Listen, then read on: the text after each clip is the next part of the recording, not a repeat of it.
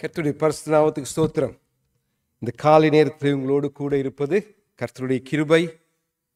ஒரு விசை கண்களை மூடி தலைகளை தாழ்த்தி நாங்கள் ஜெபிப்போம்.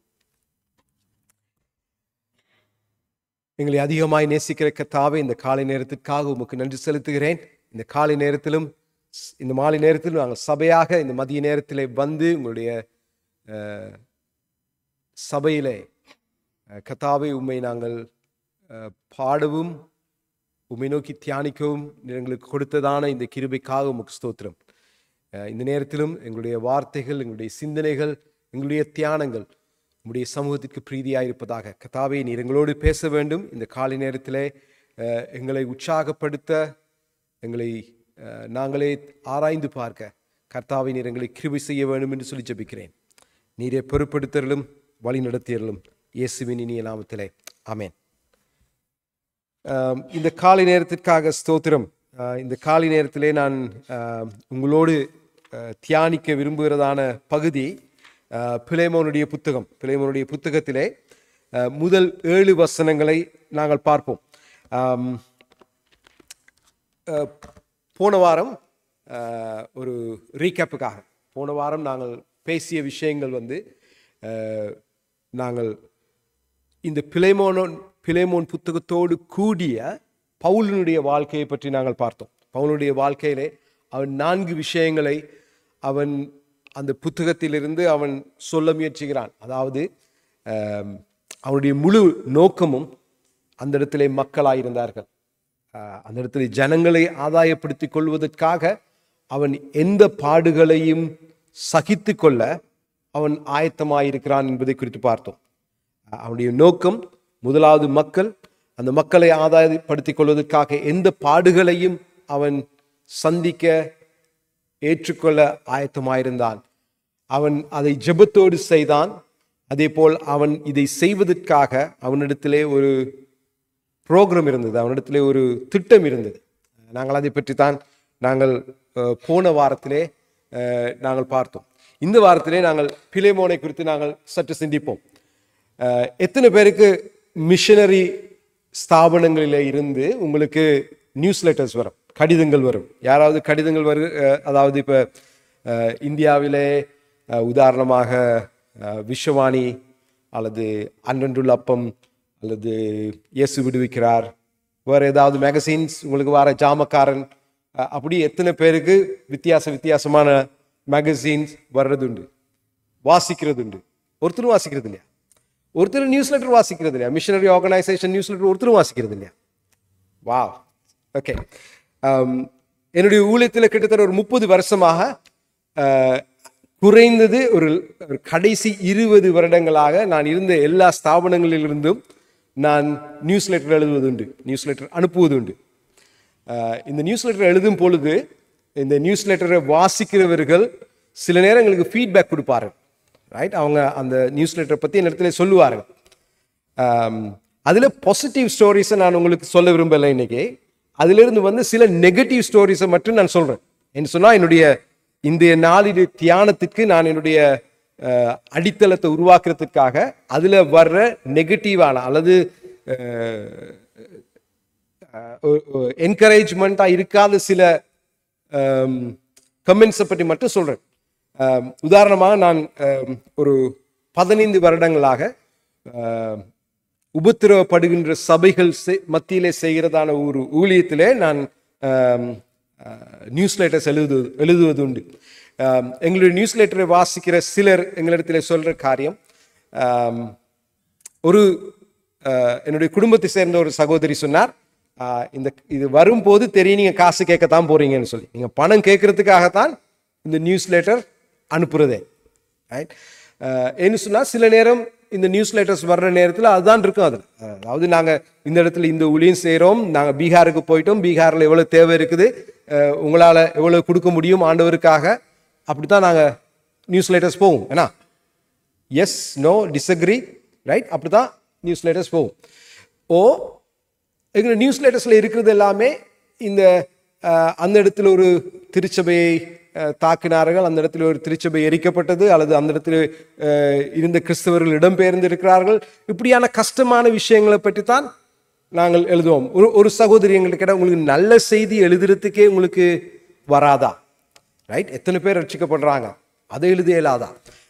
எத்தனை சபைகள் கட்டப்படுகிறது, அதை பற்றி எழுத இயலாதா? இந்த நெகட்டிவான ஸ்டோரிஸையே எழுதுறீங்க, இந்த நெகட்டிவான விஷயங்களை பற்றி மட்டுமே ஏன் எழுதுறீங்க? இது இந்த மாதிரி ஒரு சூழ்நிலையில தான் பவுலுடைய கடிதமும் இருக்கிறது. நீங்க எத்தனை பேர் நீங்க மிஷனரி நியூஸ் லெட்டர்ஸ் வாசிக்கிறீங்களோ இல்லையோ தெரியாது, நீங்க ஒருத்தருமே கையை தூக்கல, அதனால எனக்கு இதுக்கு மேல அதை பில்டப் பண்ண இயலாது. ஒருக்கா எடுத்து பாருங்க, இந்த நியூஸ் லெட்டர்ஸ் எடுத்து பாருங்க. இந்த நியூஸ் லெட்டர்ஸ்ல கூடுதலா இருக்கிறது ஜெப தேவைகளை பற்றி, எவ்வளவு கஷ்டப்படுறாங்க ஆக்கள்ன்றது பற்றி, அல்லது உபத்திரவங்களை பற்றி, அதுகளை பற்றி தான் இன்னைக்கு அநேகமான நியூஸ் லெட்டர்ஸ் எழுதி கொண்டிருக்கிறாங்க. ரைட்? அதுக்கான சில காரணங்களும் உண்டு, இல்லை என்று சொல்லவில்லை. நாங்கள் அந்த பின்னணியிலே தான் நாங்கள் அந்த சூழ்நிலையை கொண்டதான ஒரு பின்னணியை பற்றித்தான் நாங்கள் இந்த நாளிலே நாங்கள் எங்களுடைய தியானத்திலே பார்க்க போகிறோம். இந்த இடத்துல பவுல் சிறையிலே இருந்து அவன் எழுதுகிறான் ஒரு கடிதத்தை சிறையிலே இருந்து எழுதுகிறான். அவனுடைய நண்பனாகிய பிலேமோனுக்கு அவன் சிறையிலே இருந்து இந்த கடிதத்தை எழுதுகிறான். இந்த கடிதத்தை இந்த கடிதத்தை பற்றி நாங்கள் பார்ப்பதற்கு முன்பதாக இந்த கடிதத்தை பற்றிதான சில பின்னணிகளை பற்றி பார்ப்போம். பவுல் இதை எழுதும் பொழுது நாங்கள் அறிந்து கொள்ள வேண்டிய சில விஷயங்கள். பவுல் பிலேமோன் கொலோசி பட்டணத்தை சேர்ந்தவர். பவுல் கொலோசிக்கு போய் அந்த இடத்துல சபை ஸ்தாபித்ததாக அந்த இடத்துல சரித்திரம் இல்லை. ஆனால் கொலோசி பட்டணத்திற்கு அருகாமையில் இருந்த எபேசு பட்டணத்திலே பவுல் பிலேமோனை சந்தித்திருக்கலாம், அவனை ஆண்டவரிடத்திலே வழிநடத்தி இருக்கலாம். அதே போல நாங்கள் கடந்த வாரத்திலே பார்த்தோம், சிலர் எபேசுவுக்கு வந்து பவுலை சந்தித்தார்கள், சில மூப்பர்கள் வந்து சந்தித்தார்கள். அந்த மூப்பர்களிலே இந்த பிலேமோன் இருந்தானோ இல்லையோ எங்களுக்கு தெரியாது, ஆனால் மூப்பர்கள் வந்து சந்தித்தார்கள் என்று சொல்லி வேதம் சொல்கிறது. ஏறத்தாழ கிறிஸ்துவுக்கு பின் 62வது ஆண்டு அளவுக்கு முன்பதாக இந்த நிருபம், இந்த கடிதம் எழுதப்பட்டிருக்கலாம். இந்த கடிதம் எழுதப்படும் பொழுது பவுல் சிறையிலே இருந்தான் என்று வேதம் சொல்கிறது. நீங்க மற்ற நிருபங்களை வாசிப்பீர்கள் என்று சொன்னால், அதாவது பவுல் எழுதிய நிருபங்கள் ரோமர் புத்தகத்திலிருந்து நீங்கள் வாசிப்பீர்கள் என்று சொன்னால், பவுல் தன்னுடைய அதிகாரத்தை அல்லது தன்னுடைய அப்போஸ்தலன் என்கின்றதான ஒரு அதிகாரத்தோடு கூட எழுதுகிறதை நீங்கள் வாசிக்கலாம். ரோமர், 1 கொரிந்தியர், 2 கொரிந்தியர் எல்லா புத்தகங்களையும் நீங்கள் தொடர்ந்து வாசிக்கிற பொழுது அவன் தொடக்கத்திலே அப்போஸ்தலனாகிய பவுல் அப்படித்தான் தொடங்குவார். அவன் தொடங்குகின்ற புத்தகத்திலே எல்லாத்திலையுமே அப்போஸ்தலனாகிய பவுல் எழுதுகிறதாவது அல்லது அப்போஸ்தலனாக நியமிக்கப்பட்ட பவுல் எழுதுகிறதாவது. ஆனால் இந்த புத்தகத்துக்கு வந்து வருவீர்கள் சொன்னால், இந்த புத்தகத்தை வாசிப்பீர்கள் சொன்னால், பவுல் ஒரு இடத்திலேயுமே தன்னுடைய அதிகாரத்தை, நான் ஒரு அப்போஸ்தலன் அதனால நீ இதை செய்ய வேண்டும் என்று சொல்லி இந்த புத்தகத்தில் அவன் அணுகையில். இந்த புத்தகத்தை அவன் எழுதும் பொழுது அவன் சொல்கிறான், உன்னுடைய சகோதரனாகிய, உன்னுடைய உடன் வேலைக்காரனாகிய பவுல் நான் எழுதுகிறேன். நீங்க தொடர்ந்து வாசிக்கின்ற நேரத்திலே நான் ஏற்கனவே சொன்னது போல அவன் எழுதுகிற பொழுது, நான் உன்னுடைய நண்பன், உன்னுடைய உடன் வேலைக்காரன், உன்னுடைய சகோதரன் என்று சொல்லி எழுதுகிறான். இந்த பிலேமோன் சில நேரம் அவன் ஒரு பணக்காரனாக இருந்தான் என்று சொல்லப்படுகிறது. கொலோசி பட்டணத்திலே ஒரு பணக்காரனாக இருந்தான் என்று சொல்லப்படுகிறது. இந்த ஒரு பணக்கார நண்பனுக்கு தான் பவுல் இந்த கடிதத்தை எழுதுகிறான். வீட்டிலே, பிலேமோனுடைய வீட்டிலே சபை கூடி வந்தது. நாங்கள் ஏற்கனவே சொன்னது போல இந்த காலகட்டங்களிலே தனி சபை கட்டிடங்கள் இருக்கவில்லை, வீடுகளிலே தான் சபைகள் கூடினார்கள். இந்த புத்தகத்தின் சாராம்சத்தை எடுத்துக்கொள்வீர்கள் சொன்னால், அது ஒரு பகிர்ந்தளிக்கப்பட்ட இருவரும் ஒருவரோடு ஏற்றுக்கொண்ட ஒரு பகிர்ந்து அளிக்கப்பட்ட ஒரு தரிசனம், இருவரும் ஏற்றுக்கொண்டதான ஒரு தரிசனத்தை பற்றியதானது. அவர்கள் சமத்துவத்தை பற்றி பேசுகிறார்கள். இந்த பவுல் எழுதும் பொழுது நான் கிறிஸ்துவுக்குள்ளே நாங்கள் எல்லோரும் சமமாயிருக்கிறோம் என்பதை பற்றி எழுதுகிறான். அவன் ஒற்றுமை லாபம் என்கின்ற வரும் பொழுது அல்லது பிரயோஜனம் என்று சொல்லி வருகின்ற பொழுது அது ஒருவருக்கான பிரயோஜனம் அல்ல, அது பகிரப்பட்ட பிரயோஜனம். உனக்கு முதலே லாபம் இருக்கிறது, எனக்கு முதலே லாபம் இருக்கிறது. அந்த ஒரு அடிப்படையிலே தான் பவுல் இந்த புத்தகத்தை எழுதுகிறதை நாங்கள் வாசிக்கலாம். என்னுடைய தலைப்பிலே இன்று நான் உங்களுக்கு சொன்னது என்னவென்று சொன்னால், இந்த தலைப்பு இன்றைய நாளிலே நான் உங்களோடு பேசுகின்றதான தலைப்பு வந்து தேவராஜ்யத்தின் பங்காளியின் பங்கு. நான் தமிழ் வேதாகமத்திலே இந்த பங்காளி என்கின்றதான வசனம் அந்த இடத்திலே இல்லை, பார்ட்னர்ஷிப் என்கின்றதான வசனம் அந்த இடத்திலே இல்லை. தமிழ் வேதாகமத்திலே அந்த இடத்திலே அந்யோன்யம் என்கின்றதான ஒரு பதம் பிரயோகிக்கப்பட்டிருக்கிறது. கிரேக்க மொழி பதத்தின் கொய்னோனியா என்று சொல்லுகின்றதான வசனத்தின் தமிழ் ஆக்கம் இந்த வேதாகமத்திலே அந்யோன்யம் என்று எங்களுடைய பவர் வேதாகமத்திலே அல்லது நாங்கள் பாவிக்கின்றதான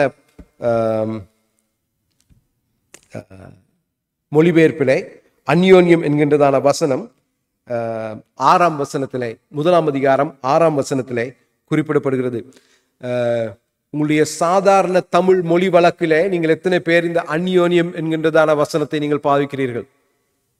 யாராவது பாவிப்பீங்க? Okay, right. நாங்கள் அதாவது இலங்கையிலே இந்த வசனத்துக்கு அர்த்தம் ஒருவருக்கும் தெரியாது. இந்த அந்யோன்யம் என்கின்றதான சொற்பதம் ஒருவருக்குமே தெரியாது. ஆனால் சில பிரதேசங்களில் இந்தியாவிலே நான் கேள்விப்பட்டிருக்கிறேன், இந்த வசனம் சாதாரண மொழி வழக்கிலே இருக்கிறது. அவர்கள் அந்யோன்யமாய் பழகுவார்கள் அப்படின்னு சொல்லுவாங்க. ரைட், அந்யோன்யம் என்று சொன்னால் அவர்கள் ஒரு நெருக்கமான உறவு இருக்கிறவர்கள் அந்யோன்யமாய் பழகுவார்கள் என்று சொல்லுவார்கள். ஆனால் இந்த மொழி வழக்கு என்னுடைய சாதாரண தமிழ் மொழி வழக்கிலே இல்லை. எனவே நாங்கள் அதையும் கருத்திலே கொள்ள வேண்டும்.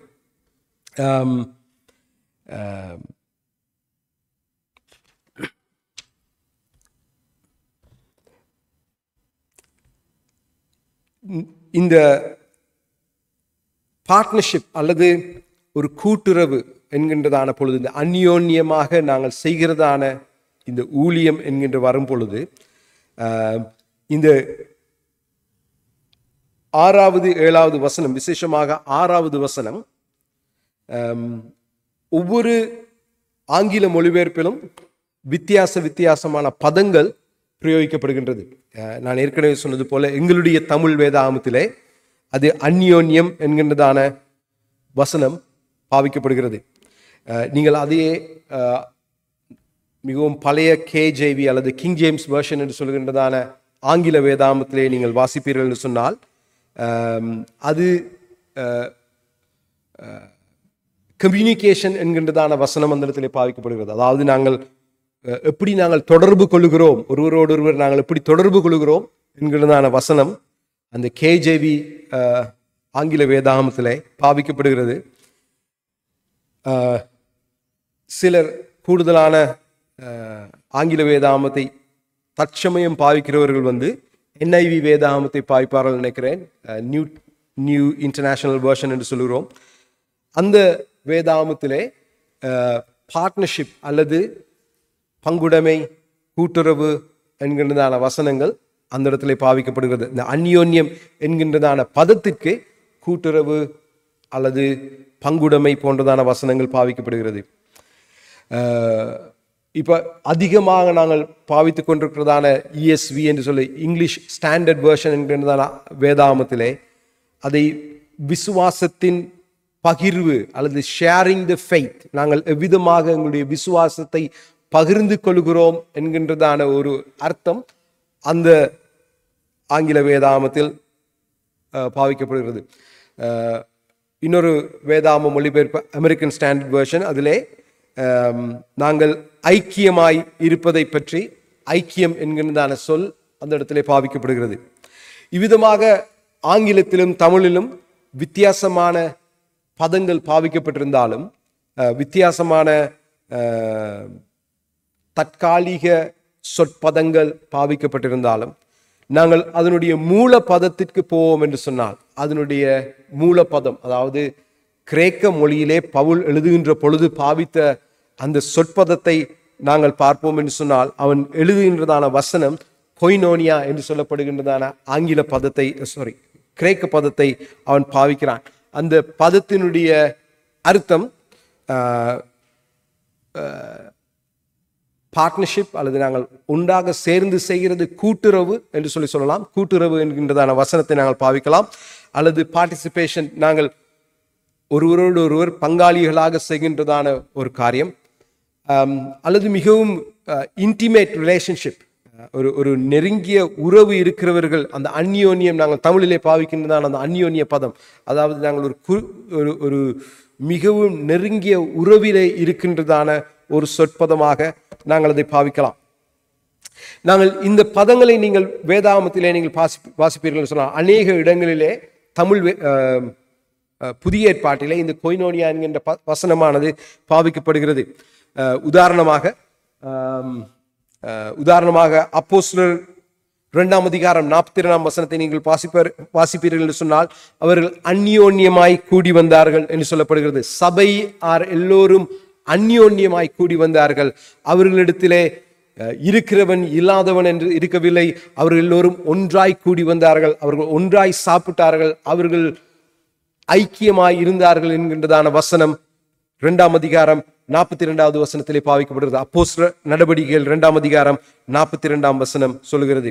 அதே போல் ரோமர் 15வது அதிகாரம் 26வது வசனத்திலே அந்த கிரேக்க வேதாகமத்திலே இந்த பதம் பாவிக்கப்பட்டிருந்தாலும் கூட, தமிழ் வேதாகமத்திலே நாங்கள் அவர்கள் ஒருவருக்கொருவர் சகாயம் செய்தார்கள் என்று சொல்லப்படுகிறதான வசனம் பாவிக்கப்படுகிறது. அதாவது இல்லாதவர்களுக்கு கொடுத்து ஒருவருக்கொருவர் சகாயம் செய்தார்கள் என்கின்றதான வசனம் அந்த இடத்திலே உண்டு. 1 கொரிந்தியர் 1ஆம் அதிகாரம் 9ஆம் வசனத்திலே நீங்கள் வாசிப்பீர்கள் என்று சொன்னால், ஐக்கியமாயிருக்க தேவன், அந்த கொய்னோனியா, நாங்கள் எல்லோரும் அந்யோன்யமாய் இருக்க தேவன் எங்களை அழைத்திருக்கிறார். தேவன் எங்களை அந்யோன்யமாய் இருக்க அழைத்த தேவன் என்கின்றதான வசனம் அந்த இடத்திலே நாங்கள் வாசிக்கலாம். 1 கொரிந்தியர் 10ஆம் அதிகாரம் 16வது வசனத்திலே பவுல் எழுதும் சொல்கிறான், இயேசு கிறிஸ்துவின் இரத்தத்தினாலே நாங்கள் ஐக்கியமாய் இருக்கிறோம். அவருடைய இரத்தத்தினாலே, அவருடைய மரணத்தினாலே நாங்கள் ஐக்கியமாய் இருக்கிறோம் என்று சொல்லுகிறான். எத்தனை பேர் நீங்கள் கேட்டிருக்கிறீர்கள், ஏதாவது சண்டை வந்தோன்னு சொல்றாங்க, அவன் என்னுடைய மாம்சமும் ரத்தமும், அல்லது என்னோட ரத்தத்தில் என்னுடைய ரத்தத்தை சேர்ந்தவர்கள், அந்த சொந்தக்காரர்களுக்குள்ளேயே நாங்கள் ஏதாவது செய்து கொள்ளணும்னு சொன்னா, அவர் சொல்றார், இது எங்களுடைய ரத்தம், எங்களுடைய ரத்தத்தை சேர்ந்தவர்கள், எங்களுடைய ரத்தத்தை சேர்ந்தவர்களுக்காக நாங்கள் செய்ய வேண்டும். அந்த விதமான ஒரு பிணைப்பு, இரத்தத்தினாலே ஏற்பட்டதான ஒரு பிணைப்பை பற்றித்தான் இந்த வசனம் சொல்லுகிறது. நாங்கள் இயேசு கிறிஸ்துவனுடைய இரத்தத்தினாலே நாங்கள் ஒருவரோடொருவர் பிணைக்கப்பட்டிருக்கிறோம் என்று சொல்லுகிறது. கலாத்தியர் 2ஆம் அதிகாரம் 9ஆம் வசனத்தையும் நாங்கள் பார்ப்போம் என்று சொன்னால், அந்த இடத்திலேயும் அதே கொய்னோனியா என்கின்ற வசனம் பாவிக்கப்படுகிறது. பர்னபா என்னோடு கூட புறஜாதிகளை ஆதாயப்படுத்தும்படியாக அந்யோன்யமாய் ஐக்கியமாய் சேர்ந்து கொண்டான். பர்னபா பவுலுடைய ஊழியத்திலே சேர்ந்து கொண்ட நாட்களை பற்றி பவுல் எழுதும் பொழுது கலாத்தியர் புத்தகத்திற்கு அவன் புறஜாதிகளை சந்திப்பதற்காக அவன் அந்யோன்யமாய் சேர்ந்து கொண்டான் என்று சொல்கிறது. இன்னொரு வசனம் விசேஷமாக தமிழ் வேதாகமத்திலே அந்த சொற்பதம் இல்லை. பிலிப்பியர் 1ஆம் அதிகாரம் 5ஆம் வசனத்தை நீங்கள் வாசிப்பீர்கள் என்று சொன்னால், ஆங்கில வேதாகமத்திலே சொல்லுகிறது, உங்கள் பங்களிப்பின் நிமித்தம், because of your partnership or because of your participation என்கின்றதான வசனம் பாவிக்கப்படுகிறது. தமிழ் வேதாகமத்திலே அந்த பங்களிப்பின் நிமித்தம் என்கின்றதான சொற்பதம் இல்லை. ஆனால் அந்த முழு வசனத்தை நீங்கள் வாசிக்கும் பொழுது, நாங்கள் வாசிப்பது நல்லது. பவுல் பிலிப்பியருக்கு எழுதிய புத்தகம் 1வது அதிகாரம் 5வது வசனத்தை நாங்கள் திருப்பிக் கொள்வோம். 1வது அதிகாரம் 5வது வசனம். உங்கள் நற்கிரியை தொடங்கினவர் அதை இயேசு கிறிஸ்துவின் நாள் பரியந்தும் முடிய நடத்துவார் என்று நம்பி என்கின்றதான வசனம். அந்த முதல் 3 வசனங்களே உங்களில் நற்கிரியை தொடங்கியவர் என்கிறதான அந்த பன்மையின் வசனத்திலே அந்த கொய்னோனியா என்கின்றதான பதம் அந்த இடத்திலே உள்வாங்கப்பட்டிருக்கிறது. அந்த அந்த அந்த வசனத்திலே அவன் சொல்கிறான், உங்கள் பங்களிப்பின் நிமித்தம் என்று சொல்கிறான். நான் இந்த வசனங்களை உங்களோடு பகிர்ந்து கொள்வதற்கான காரணம், பிலேமோனுடைய வாழ்க்கையிலிருந்து நாங்கள் எதை கற்றுக்கொள்ளலாம் என்பதை தியானிப்பதற்காக. இன்றைக்கும் என்னுடைய இன்ட்ரடக்ஷன் நான் உங்களோடு பகிர்ந்து கொள்ள வேண்டிய பிலேமோனுடைய வாழ்க்கையை பற்றி நான் பகிர்ந்து கொள்ள வேண்டிய விஷயங்களிலும் பார்க்க பெரிதாக இருக்கலாம், நீண்டதாக இருக்கலாம். இந்த பவுல் பிலேமோனுக்கு எழுதும் பொழுது, இந்த கடிதத்தை எழுதும் பொழுது நீங்கள் சிந்திக்க வேண்டிய ஒரு விஷயம், பவுல் சிறையிலே இருக்கிறான். பிலேமோன் ஒரு பணக்காரன் அல்லது வசதி படைத்தவன். அவனுடைய வீட்டிலே ஒரு சபை கூடி வருகிறது. யாராவது ஒருவர் உங்களுக்கு ஜெயிலில் இருந்து ஒரு கடிதம் எழுதி, பிரதர் எனக்கு இதை செய்யுங்க அப்படின்னு சொன்னால் உங்களுடைய சிந்தனையிலே ஓடுகிற விஷயம் என்ன? ஏன் இவர் ஜெயிலுக்கு போனார்? ரைட், இவர் என்ன காரணத்துக்காக இவர் சிறையில் அடைக்கப்பட்டார்? இவர் இப்போ என்னிடத்தை என்ன கேட்க போறார்? இதை நான் செய்யறதால எனக்கு வரக்கூடிய பிரச்சனைகள் என்ன? ரைட், யாராவது ஒருவர் சிறையில் இருந்து எனக்கு ஒரு கடிதம் எழுதுவார்கள் சொன்னால், இன்னொரு சிறை கைதியை பற்றி என்னிடத்தில் எழுதுவார்கள் சொன்னால், அல்லது என்னிடத்திலிருந்து ஓடி போன ஒருத்தனை பற்றி எழுதுவார்கள் சொன்னால், என்னுடைய சிந்தனையிலே ஓடுகிறதான காரியம் என்னென்று சொல்லி யோசிப்பாருங்க. ரைட், பவுல் அதை கடிதமாக எழுதுவது மட்டுமல்ல, அவன் சொன்னால் இப்போ அவனை இந்த ஒனேசிமு என்கின்றதான ஒரு மனிதனை பற்றி தான் நாங்கள் பார்க்கிறோம். நாங்கள் வருகிற வாரத்திலே நாங்கள் ஒனேசிமுவை பற்றி நாங்கள் பார்ப்போம். இந்த சம்பவத்தை நாங்கள் விளங்கிக் கொள்வதற்கு, புரிந்து கொள்வதற்கு நான் மிகவும் சொருக்கமாக இந்த ஒனேசிமுவை பற்றி சொல்லுகிறேன். இந்த ஒனேசிமு என்கின்றவன் பிலேமோனுக்கு அடிமையாக வீட்டிலே வேலை செய்தவன். அவன் வீட்டிலே வேலை செய்து கொண்டிருக்கும் பொழுது அவன் பிலேமோனை விட்டு அவன் ஓடி போய் விட்டான். அவன் ஓடி போய் பவுலிடத்திலே சேர்ந்த பொழுது அவன் ஆண்டவரை ஏற்றுக்கொண்டான். அதான் அந்த கதையினுடைய சுருக்கம். இப்பொழுது அவன் கிறிஸ்தவனாகிய பின்பதாக பவுல் சொல்லுகிறார், நான் உன்னை திருப்பி பிலேமோனுடைய வீட்டுக்கு அனுப்ப போகிறேன், உன்னிடத்தில் கடிதத்தை கொடுத்து நான் உன்னை அங்கே அனுப்ப போகிறேன். இந்த சூழ்நிலையிலே நீங்கள் ஒரு சிந்தித்து பாருங்கள். உங்களுக்கு ஜெயிலில் இருந்து ஒரு கடிதம் வருகிறது, ஒரு சிறை கைதி எழுதுறார். அதுல இருக்கு, நான் இன்னொருத்தனை அனுப்புறேன், நீ அவனை இப்பொழுது உன்னுடைய சகோதரனை போல ஏற்றுக்கொள். ரைட், ஜெயிலில் இருந்து யாராவது எங்களோட வீட்டில் வந்திருந்தாங்கன்னு சொன்னா, நான் பின்னுக்கே போனேன், அங்கே போறான், என்ன வாரான், என்னத்தை தூக்குறான், என்ன செய்யறான்னு சொல்லி பார்க்கறதுக்கு பின்னுக்கே போவோம். அல்லது பிரதர் நான் என் ஒய்ஃப்கிட்ட கேட்டு நான் உங்களுக்கு பதில் சொல்றேன். ரைட், எப்படி நாங்கள் அதில் இருந்து தப்பித்து கொள்ளலாம் என்பதற்காக நாங்கள் வழிகளை பார்ப்போம். அல்லது இதை செய்வதனாலே எனக்கு இந்த விதமான சட்ட சிக்கல்கள் வரலாம் என்று சொல்லி அதிலிருந்து ஓடி போவதற்கான சந்தர்ப்பங்களைத்தான் நாங்கள் பார்ப்போம். உண்மையாகவே எங்களுக்கு தெரியாது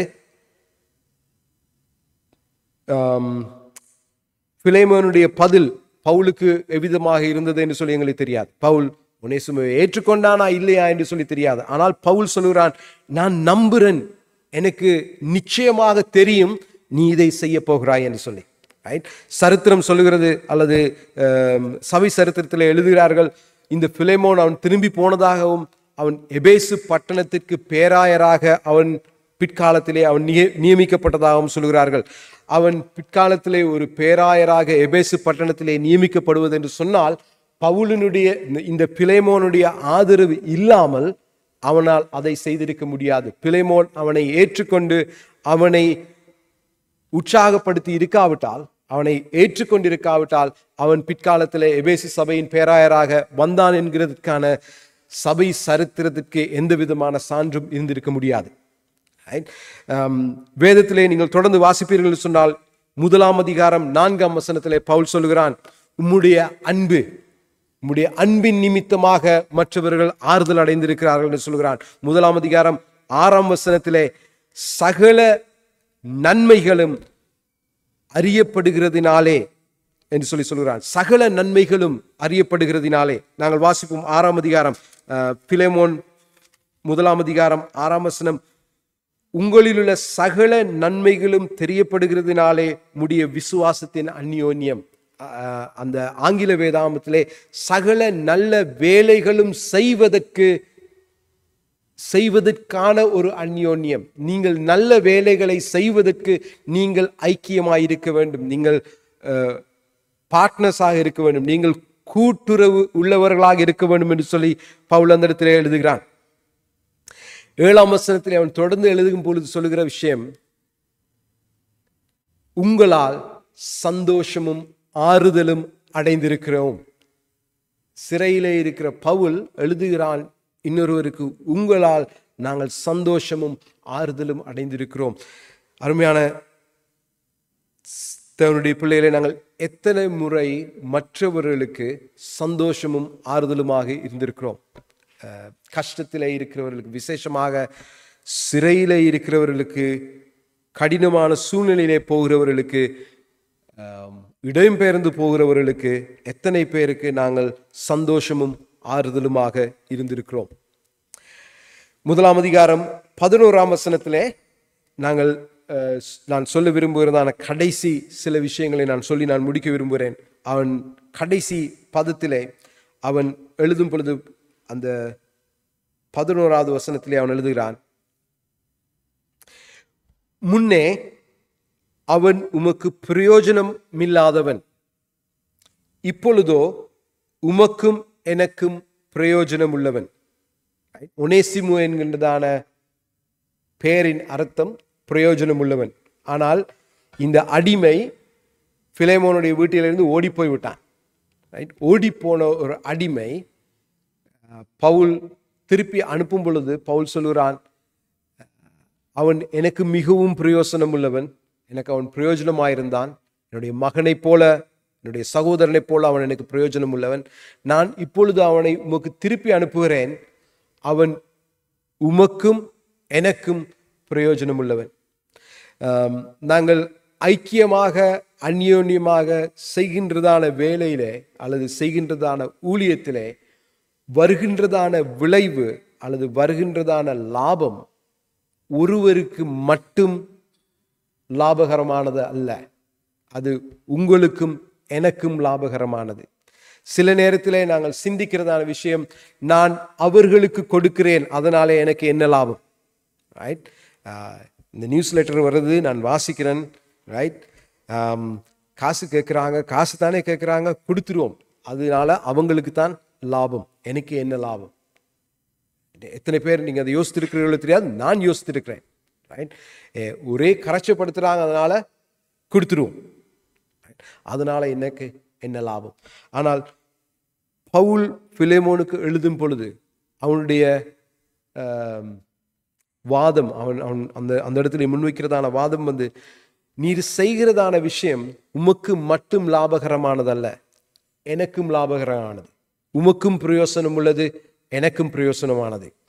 உமக்கும் அதனாலே நன்மை உண்டு, எனக்கும் அதனாலே நன்மை உண்டு.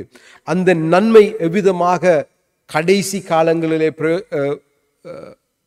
பிரபலித்தது என்று சொன்னால், அவன் ஒனேசிமு அந்த இடத்துல ஒரு பேராயராக வருகின்ற பொழுது அந்த அவனுடைய ஊழியம், ஒனேசிமுனுடைய ஊழியம் அந்த எபேசு சபையிலே எவ்விதமாக இருந்தது என்று சொல்லி பார்க்கின்ற பொழுது நாங்கள் அனுமானிக்கலாம் அது எந்த அளவுக்கு பொதுவான ஒரு லாபத்தை தேடி தந்தது என்று சொல்லி. நாங்கள் கூடி வந்து செய்கின்றதான காரியங்களிலே, சபையிலோ அல்லது நாங்கள் கூடி வந்து செய்கின்றதான காரியங்களிலே நாங்கள் அதிகமாக யோசிக்கிறது, இதனால எனக்கு என்ன கிடைக்க போகிறது, நான் இதை செய்வதனால எனக்கு என்ன கிடைக்க போகுது, நான் பிள்ளைகளை ஞாயிற்றுக்கிழமை காலையில் அனுப்பிடுறதுனால அவர்களுக்கு என்ன கிடைக்க போகுது, அவர்கள் வேறு ஏதாவது செய்வார்கள் சொன்னால் அவர்களுக்கு ஏதாவது பிரயோசனம் இருக்குமா, நான் என்னுடைய நேரத்தை கொடுப்பதினாலே எனக்கு என்ன கிடைக்க போகிறது?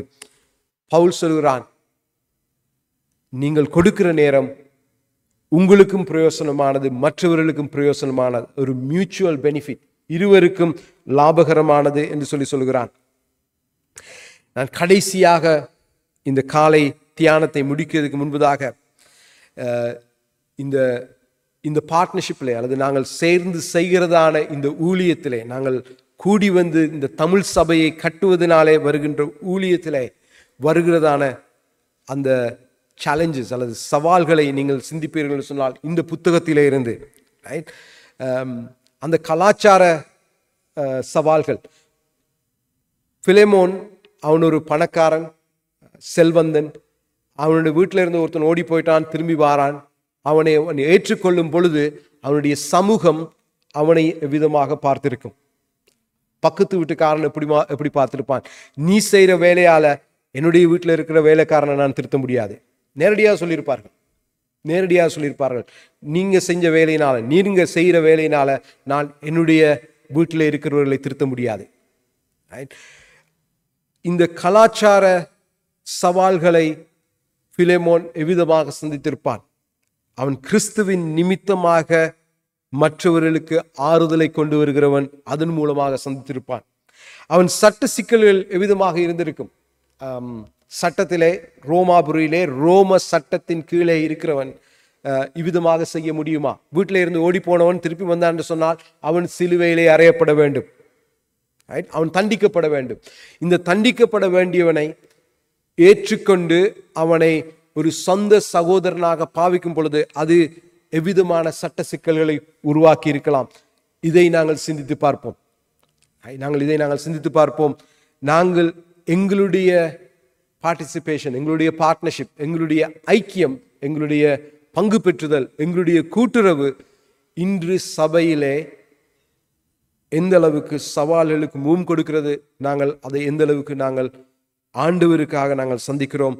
அன்பினாலே ஒருவருக்கு ஒருவர் ஆறுதலை கொடுக்கிறதன் மூலமாக நாங்கள் சிந்திக்கிறோமா? நாங்கள் அதிலே இருந்து மியூச்சுவல் பெனிஃபிட் அல்லது நாங்கள் ஒரு பொதுவான லாபத்தை தேடக்கூடிய விதமாக நாங்கள் சிந்திக்கிறோமா என்பதை சிந்திப்பதற்கு உங்கள் மத்தியிலே வைத்து நாங்கள் கண்களை மூடி ஒரு விசை ஜெபிப்போம்.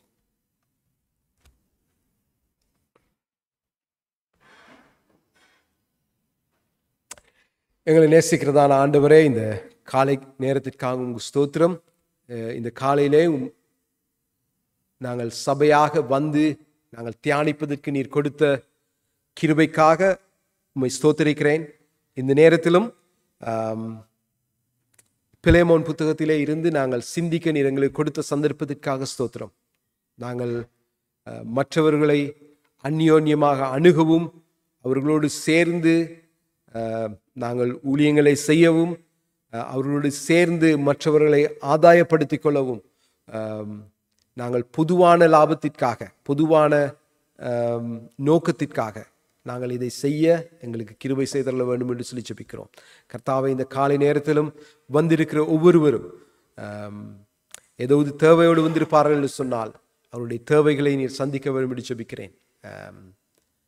ஆண்டவரே, நீர் தாமே இந்த காலை நேரத்திலே எங்களுடைய தேவைகளை சந்திக்கவும், எங்களுடைய கண்ணீரை துடைக்கவும் நீர் வல்லமையுள்ளவராயிருக்கிறபடினாலே உடைய சமூகத்திலே வருகிறோம். நீரை கிருபை செய்தரலும் ஆண்டு கொண்டரலும். இந்த வருகிற வாரம் முழுக்க நாங்கள் இந்த வாசித்த வேத பாடங்களை, வாசித்த வேத பகுதிகளை நாங்கள் தியானிக்க நீர் எங்களுக்கு கிருபை செய்தரல வேண்டும் என்று சொல்லி ஜெபிக்கிறேன். இயேசுவின் நாமத்திலே ஜெபங்களும் பரிசுத்தமுள்ள பிதாவே, ஆமென்.